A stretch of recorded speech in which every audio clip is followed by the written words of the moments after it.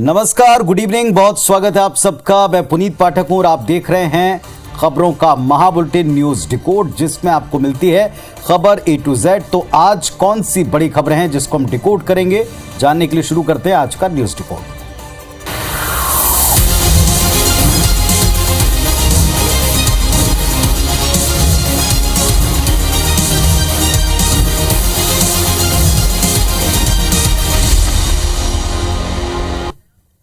तो कई बार कई उत्सव महोत्सव, कुछ ऐसे दिन होते हैं जब देश का शौर्य, देश का पराक्रम, देश का विकास सारी दुनिया देखती है। और ऐसा ही एक दिन एरो इंडिया शो के तौर पर दिखा। एरो इंडिया के 14वें एडिशन की शुरुआत सोमवार को बेंगलुरु के येलहांका के एयरफोर्स स्टेशन के ऊपर हुई है।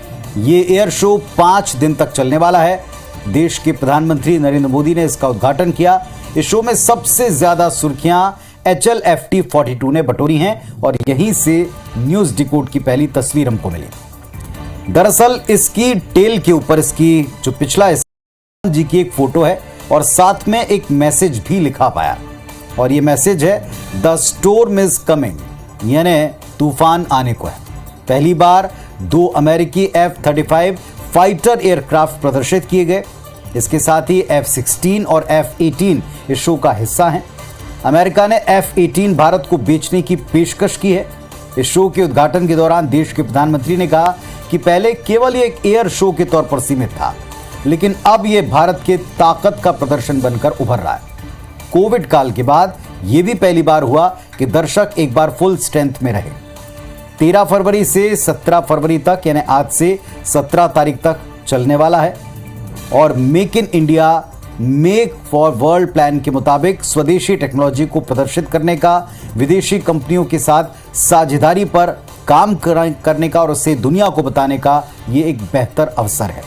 और इसकी theme the runway to a billion opportunities के तौर के ऊपर सामने आ रहे हैं। यानी हम कह सकते हैं कि एक ऐसा शो है, एक ऐसा मंच है जिस पर भारत का शौर्य दिखेगा, भारत की संभावनाओं का प्रदर्शन होगा, भारत के प्रति बढ़ते विश्वास का प्रदर्शन होगा और दुनिया के लिए एक ऐसा सुरक्षा का कवच भारत प्रदर्शित कर पाएगा जिसका सपना कभी भारत ने देखा है। चलिए बात है प्रदेश की खबरों पर, जिन्हें हम डिकोड करेंगे। आज छत्तीसगढ़ में विधानसभा चुनाव के मद्देनजर कांग्रेस बीजेपी की नजर बस्तर पर स्पष्ट तौर पर दिखती है। जेपी नड्डा ने सीएम भूपेश के ऊपर आदिवासियों के हितों की अनदेखी का आरोप तब लगाया जब वे पिछले दिनों आए, और इसका जवाब आज तगड़े तरीके से प्रदेश के मुख्यमंत्री भूपेश बघेल ने दिया। साल 2018 चुनाव में कांग्रेस ने बीजेपी के तमाम समीकरण को बिगाड़ते हुए बस्तर का किला जीत लिया था। बस्तर संभाग की 12 सीटों को प्रदेश में सत्ता की चाबी मानी जाती है, और अब जब चुनाव नजदीक है तो बस्तर को साधने की कवायद तेज हो गई है। यही वजह है कि 2 दिन पहले बीजेपी के राष्ट्रीय अध्यक्ष जेपी नड्डा ने लाल बाग मैदान में आम सभा के जरिए चुनावी यलगार करते हुए कांग्रेस पर कई वार किए। तो मुख्यमंत्री भूपेश बघेल ने बीजेपी को जवाब देने का नया दांव खेल दिया। सीएम ने आरोप लगाया कि रमन सिंह के कार्यकाल में आदिवासी नेताओं का अपमान हुआ है, जिसका जवाब पूर्व मंत्री बृजमोहन अग्रवाल ने दिया। किस प्रकार जब बलिराम कश्यप जी जीवित थे तो उनके साथ क्या व्यवहार किया, ननकी राम जी के साथ अभी तो जीवित हैं उसके साथ उन्होंने क्या व्यवहार किया, गणेश राम भगत को उन्होंने दूध की मक्खी की तरह निकाल फेंक दिया, नंद कुमार साय जी को जबरदस्ती जोगी के साथ भिड़ा के उनके साथ क्या व्यवहार किया। आज क्या स्थिति है। भारतीय जनता पार्टी ने देश के सर्वोच्च पद पर, राष्ट्रपति के पद पर एक वनवासी आदिवासी महिला को बैठाकर ये बता दिया है कि वनवासियों का सम्मान कौन करता है, आदिवासियों का सम्मान कौन करता है और अरविंद नेताओं को नोटिस कौन देता है। देखना होगा कि आदिवासी नेताओं के अपमान के बहाने सीएम ने जो दांव खेला है उसका इम्पैक्ट क्या होगा। आखिर बस्तर की बिसात पर आदिवासियों की अदावत से किसे फायदा होगा। तो आदिवासियों और खास तौर के ऊपर बस्तर पर कांग्रेस बीजेपी दोनों की नजरें होती हैं, ये एक बार फिर दिख रही हैं। लेकिन ऐसा क्यों होता है, इसे हम पहले भी कई बार विस्तार से आप तक पहुंचा चुके हैं, पूरा गणित। आज हम बस्तर की जनता की पॉलिटिकल तासीर को डिकोड करेंगे कि यहां की पॉलिटिकल तासीर लोगों के मुताबिक कैसी रही। अगर आप बस्तर की जनता की पॉलिटिकल समझ का विश्लेषण करें, हर इलाके का अपना एक तरीका होता है रिएक्ट करने का, अपनी बातों का इजहार करने का। राजस्थान का अपने तरह का है, किसी दूसरे स्टेट का अपने तरह का। तो एक बात बस्तर के बारे में साफ, छत्तीसगढ़ की जनता अगर किसी पार्टी पर भरोसा करती है तो पूरी तरह से भरोसा करती है और लंबे वक्त तक करती है। उदाहरण पिछली डॉक्टर रमन सिंह की सरकार, उनका कार्यकाल। वहीं इसका उलट है, अगर एक बार बस्तर की जनता किसी दल को खारिज कर दे, नकार दे, भरोसा टूट जाए तो फिर बड़ी मुश्किल से उस पर भरोसा कर पाते। इसका उदाहरण भानु प्रतापपुर के हाल के उपचुनाव है। कह सकते हैं कि एक ऐसा वक्त बस्तर में रहा है पार्टियों को लेकर जहां कांग्रेस का जीतना दूभर हुआ करता था, मुश्किल था।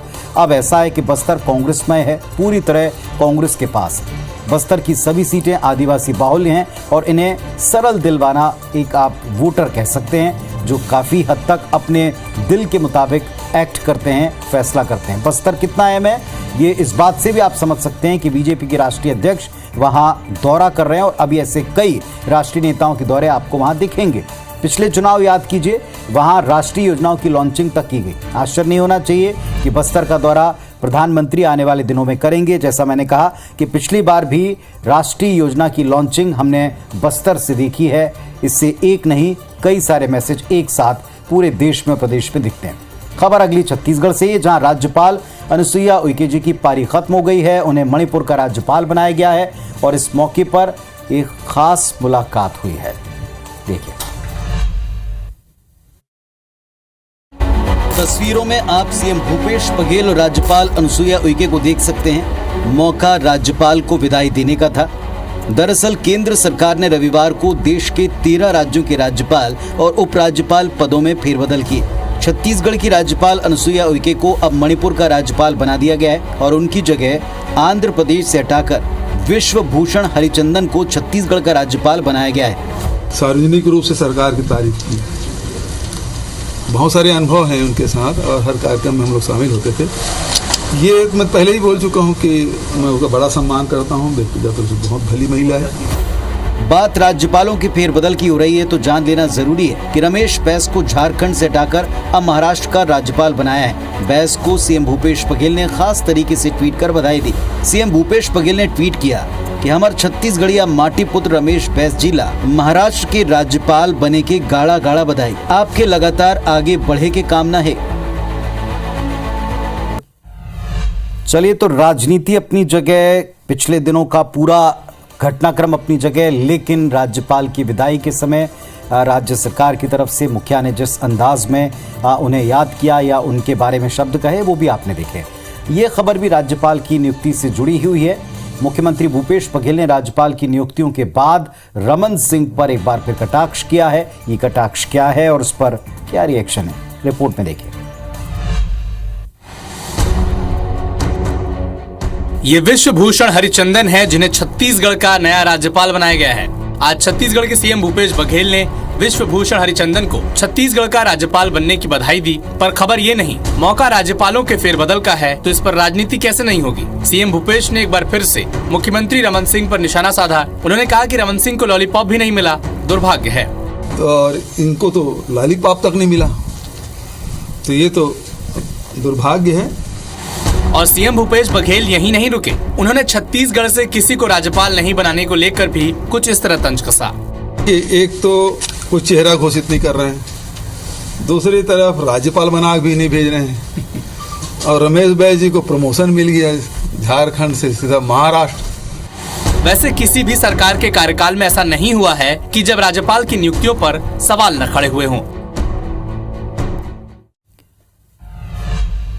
तो राजनीतिक तौर के ऊपर कटाक्ष होना कोई नई बात नहीं है, लेकिन जिस अंदाज में और जिस वक्त के ऊपर कटाक्ष किया गया है उसके बड़े असर हो सकते हैं। राज्यपाल उइके के कार्यकाल, अब फेरबदल और अब इसके बाद इस पर होने वाले राजनीतिक छींटाकशी से जुड़ी आपने खबरें देखी। राजनीति पर जमकर चर्चाएं भी हो रही हैं। आज हम इसी बहाने राज्यपाल के पद और उसके विवादों को भी जरा डिकोड करते हैं, थोड़ा समझते हैं। हमारा देश संविधान से चलता है, हम सबको पता है, और भारतीय संविधान में उल्लेखित राज्यपाल का पद व्यवस्था कनाडा देश से ली गई है। अनुच्छेद 153 के मुताबिक देश में प्रत्येक राज्य के एक राज्यपाल होते हैं। साथ ही एक व्यक्ति 2 या 2 से अधिक राज्यों के राज्यपाल के तौर पर नियुक्त किए जा सकते हैं। साल 2016 में उच्चतम न्यायालय के फैसले के मुताबिक राज्यपाल के विवेक के प्रयोग से संबंधित अनुच्छेद 163 सीमित है और उसके द्वारा की जाने वाली कार्यवाही मनमानी या काल्पनिक नहीं होनी चाहिए। अपनी कार्रवाई के लिए राज्यपाल के पास एक तर्क होना चाहिए और ये सद्भावना के साथ की जानी चाहिए। देश में राज्यपाल के पद की अपनी गरिमा है, लेकिन इसके दुरुपयोग के कई उदाहरण भी मिले हैं। आमतौर पर यह माना जाता है कि चूंकि राज्यपाल की नियुक्ति केंद्र सरकार करती है, इसीलिए वो राज्य में केंद्र के निर्देशों पर कार्य करते हैं। और यदि केंद्र और राज्य में एक ही दल की सरकार नहीं है, जैसे मौजूदा छत्तीसगढ़ में, तो राज्य की कार्यप्रणाली या राज्यपाल को लेकर कुछ समस्याएं दिखती हैं। राजस्थान, महाराष्ट्र, राज्यपालों के फैसलों पर विवाद हम देख चुके हैं, देश देख चुका है। दिल्ली में एलजी और दिल्ली सरकार के बीच का विवाद कभी ना खत्म होने वाली बहस की तरह है। छत्तीसगढ़ का हाल भी सबके सामने। चलिए, अब उम्मीद ये हम करते हैं कि जिस अंदाज में ये फेरबदल हुआ है और जिस वक्त पर हुआ है, छत्तीसगढ़ के कई अहम मसले, मुद्दे जो आम जनता से जुड़े, आपसे हमसे जुड़े हैं, उनका समाधान मिले, केवल राजनीतिक छींटाकशी ना हो। वैसे मध्य प्रदेश में चुनावी साल का असर आप कुछ इस अंदाज में देख रहे हैं कि बाबाओं के दरबार बड़ी तेजी से सज भी रहे हैं और उसमें नेताओं की आमद भी हो रही है। पीसीसी चीफ कमलनाथ बागेश्वर धाम सरकार के यहां पहुंचे, उनके दर पर पहुंचे, तो राजधानी भोपाल में पंडोकर सरकार का दरबार सजा। देखें, चमत्कार और सिद्धि को लेकर चल रहे विवादों के बीच एमपी के पंडोखर धाम के पीठाधीश्वर पंडोखर सरकार ने भोपाल में दरबार लगाया और इसी दौरान दरबारों के परीक्षण की हिमायत की गई। भारतीय सनातन को बचाना है, भारतीय संस्कृति को बचाना है, तो समय समय पर परीक्षण होना चाहिए कि भाई उचित है या नहीं। पंडोखर सरकार ने पर्चा बनाने को विद्या, गणित, विज्ञान और शक्ति बताया, लेकिन कहा कि पर्चा बनाने वाले के ज्ञान पर निर्भर करता है। विद्या है, गणित है, ज्योतिष है, ये तो मानने वाले के ऊपर है और जानने वाले के ऊपर है कि आपकी आंखें कैसी हैं, आपका ज्ञान कैसा है और किसके पास जा रहे हैं, क्या प्रमाणिक गुरु है। पंडोखर सरकार ने हिंदू राष्ट्र बनाए जाने के सवाल पर राम राज्य की स्थापना पर जोर दिया। इस समय मात्र राम राज्य की स्थापना की आवश्यकता है, क्योंकि राम राज्य की स्थापना हो जाएगी तो हिंदू राष्ट्र साफ हो जाएगा। बागेश्वर धाम के धीरेन्द्र कृष्ण शास्त्री हिंदू राष्ट्र के हिमायती हैं, लेकिन पंडोखर सरकार ने राम राज्य की बात कहकर एक तरह से हिंदू राष्ट्र की बात को खारिज कर दिया है। तो ये बात भी हम पहले कई बार बोल चुके हैं कि अब सनातनियों की, धर्म पताकाओं की, इससे जुड़े विषयों की अगर आप प्रतिदिन खबरें देखें तो इसमें कोई अचरज की बात नहीं। और देश की जनता भी बड़ी प्रबुद्ध है, प्रदेश की जनता भी समझदार है, अच्छी तरह चीज़ों को समझती है। तो बाबाओं के दरबार में नेता माथा टेक रहे हैं और इसका क्रम आगे बढ़ेगा, ये दिख रहा है। आखिर धर्म, बाबाओं और भारतीय राजनीति के बीच में ये क्या प्रगाढ़ संबंध रहा है, इसको रिपोर्ट करते हैं। सबसे पहले जान लेना जरूरी कि धर्म गुरुओं की लंबी चौड़ी फैन फॉलोइंग है। फैन फॉलोइंग से भी ज़्यादा उनके अनुयायी हैं, उनके कदमों पर चलने वाले, उनके दरबारों में जाने वाले लोग कहें तो ज़्यादा बेहतर होगा। प्रशंसक भी आप इन्हें कह सकते हैं। कई सारे लोग उनके पूरी तरह से अनुसरण करने वाले हैं, पूरी तरह से उनकी बात का पालन करने वाले। अप्रत्यक्ष इशारों पर अंधभक्ति के आरोप भी कई बार बाबाओं पर और उनके समर्थकों पर लगे हैं। सबसे अच्छा उदाहरण हरियाणा में आपको दिखेगा। रेप का दोषी बाबा राम रहीम सालों तक हरियाणा की राजनीति को प्रभावित करता रहा और कई बार उनके समर्थक उनके साथ खड़े रहे। रेप के एक आरोपी आसाराम को आप एक उदाहरण के तौर पर देख सकते हैं। उनके दरबार में दलों के नेता सिर नवाया करते थे। बहरहाल ये बात साफ कर दें कि सभी धर्मगुरुओं, बाबाओं को हम कतई फर्जी नहीं कह रहे और ना कोई कह सकता है, क्योंकि इनका अपना महत्व है, उनकी अपनी महत्ता है। लेकिन बाबाओं के राजनीतिक रुझान के ऊपर अक्सर प्रश्न चिन्ह उठे हैं। कई बार लोगों ने खुलकर कहा है कि राजनीति धर्म के मुताबिक चले, लेकिन जब धर्म राजनीति के मुताबिक चलाए जाने की कोशिश हो तो दिक्कत होती है। मिर्ची बाबा कट्टर कांग्रेस के समर्थक हैं और कैसी उनकी छवि है बात सब जानते हैं। असली बात, भक्त होते हैं जो वोटर भी हैं, भक्त भी हैं। क्या वे अपने बाबाओं या अपने गुरु के दरबार में किसी के आने पर उसे अपना पूरा समर्थन साथ देते हैं? कम से कम इसी मंशा से राजनीतिक दल और उनके नेता पहुंचते हैं, ये बात क्लियर। चलिए, राजनीति और धर्म को लेकर के जो ये पूरा घालमेल है या आने वाले समय में जो हम इनकी बढ़ती हुई संख्या देखेंगे दरबारों में पहुंचने की, इसमें कोई आश्चर्य नहीं होगा। और ऐसा क्यों हो रहा है, इस गणित को भी आप अच्छी तरह से समझ रहे हैं। ये चुनावी साल है और चुनावी साल में जनप्रतिनिधियों को कई बार असहज स्थिति का सामना भी करना पड़ रहा है। दतिया के भांडेर से विधायक रक्षा सरोनिया को अपने क्षेत्र में दुकानदारों का विरोध झेलना पड़ा। विधायक मुर्दाबाद के नारे लगाने का एक वीडियो सामने आ चुका है, देखें।